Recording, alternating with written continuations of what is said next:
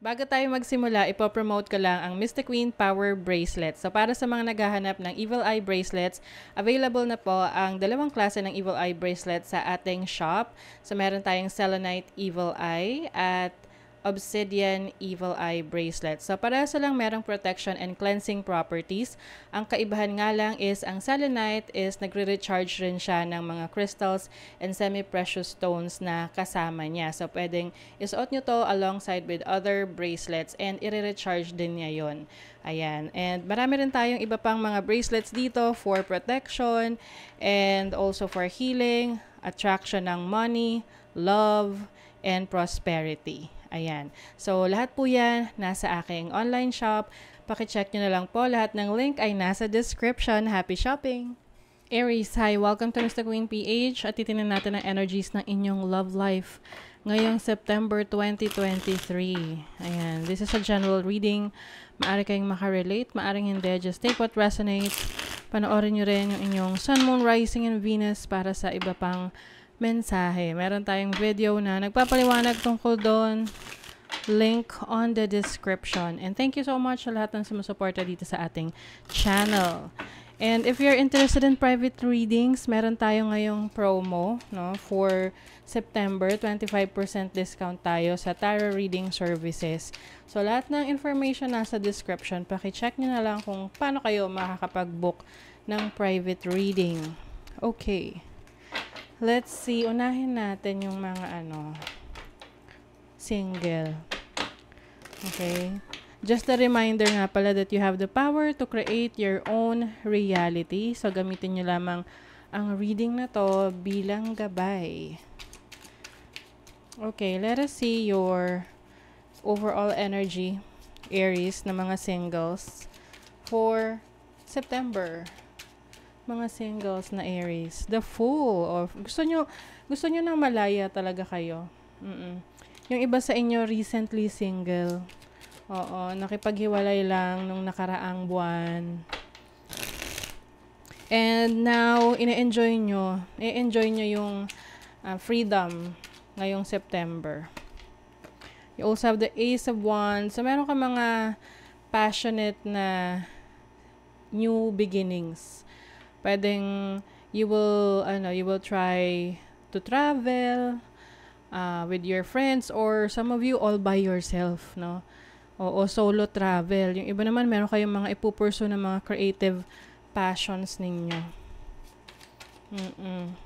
But of course, meron pa rin dyan. meron pa rin ditong temptation sa paligid. With the Devil card. Some of you are dealing with Aquarius or a Capricorn. So, maging maingat. Okay? Pagdating sa temptation sa paligid mo. Lalo na kung ka naman, masaya ka na sa sinasapit mo ngayong freedom. Kasi mukhang merong susubok susubok sa'yo. Titingnan kung, diba? King of Wands can be an earth sign, fire sign, Aries, Leo, Sagittarius. Sa pag-travel nyo, maaring meron kayong makilala na, alam mo yun, medyo very easy going na tao. So, baka lang naman magkaroon ng connection. So, nasa sa inyo yan if you're going to connect with that person. But for some of you, you will enjoy yung freedom na meron kayo. For singles, tanan natin for singles. This is self-love. Self-love. Focusing on yourself. Hiding true feelings, pretending. O, ayun na. Mag-ingat kayo sa mga makikilala nyo sa September. Lalo na mga fire sign. Kapwa nyo fire sign, Aries, Leo, or Sagittarius. Or Capricorn, Sun, Moon, Rising, or Aquarius. Meron ditong kapag nakakaramdam kayo or nakakita kayo ng red flag, iwasan nyo na. Kasi baka baka hindi nyo lang magustuhan yung outcome niyan. Okay? So, that's for the singles. Now, let's go for the in a relationship. Tingnan natin yung mga Aries na in a relationship. In a relationship. The Emperor, Four of Cups. Some of you are in a very yung relationship na masyadong ang dami mong sinusunod, ang daming kailangang gawin. Yung tipong ang daming rules. Ang daming rules ng relationship. And sometimes, yun yung nagiging reason kaya parang nawawalan ka ng interest sa relationship na to. Pwede rin namang reversal yung roles. Ikaw yung maraming rules sa relationship and the person that you're dealing with ay medyo hindi nagugustuhan yun. Nako, someone is not going to follow the rules. Seven of Swords energy. Oo. A test of fate. So, maaring matetest yung inyong relationship. Itetest yung relationship ninyo ngayong September. Kung talagang itong tao na to sa buhay mo are meant for you. Lalo na kung, halimbawa, ikaw medyo imposing, no? Ibig sabihin, gusto mo na ikaw yung lagi nasusunod. Or, yun nga, maraming rules yung relationship.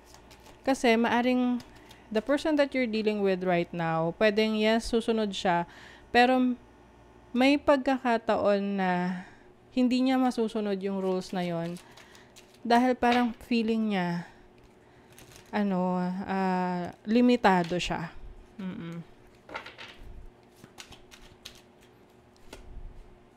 Four of Swords, non-action. Seven of Wands. Pwedeng magkaroon ng yung away, no? Pwedeng hindi kayo magpansinan for a few days. But eventually, I think you will both realize yung love ninyo for each other. Okay? Some of you are dealing with water sign, Cancer, Scorpio, Pisces. Malakas yung water signs dito. Siguro, wag masyadong mahigpit. 'Di ba? Parang rin. Bigyan niyo rin ng time yung person ninyo na mag-enjoy outside of your relationship. Maaring ang yung iba mauwi sa breakup. Or yun nga, nag-away. Learning from the past. Healing. May competition. Ayun na nga. Maari kasing kapag nahigpitan masyado, the person might try to, yung parang, di ba pag hinihigpitan ng isang tao, mas lalo silang nagwawala. So, maaring dumating sa ganong klaseng pagsubok yung relationship ninyo. Lalo na at merong napapaligiran rin siya ng ibang tao sa buhay niya na yung parang nagsusulsul sa kanya na, masyado kang pinaghihigpitan ng person mo. Subukan mo to. Alam mo yun? So, but I think, this relationship will somehow marirealize nyo kung mahal nyo talaga yung isa't isa. Eventually.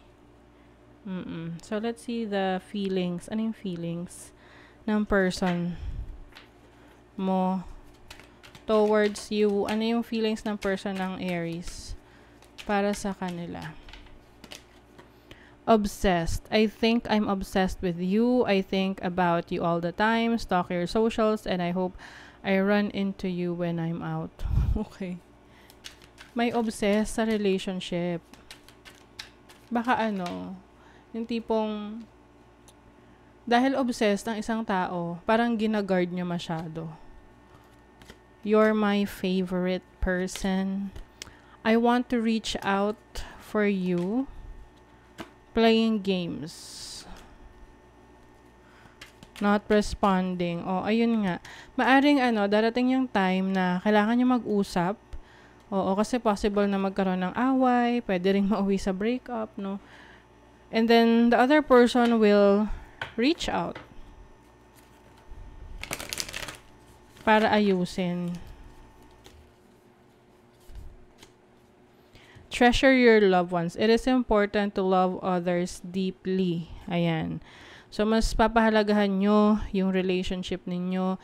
Number 10 is also number 1 sa numerology. So, that's like a new beginning. So, I think for some of you Aries, yung relationship nyo ay maaring magkaroon ng challenge. Lalo na kung medyo mahigpit ang pagmamalakad, ang pagtrato nyo sa isa't isa.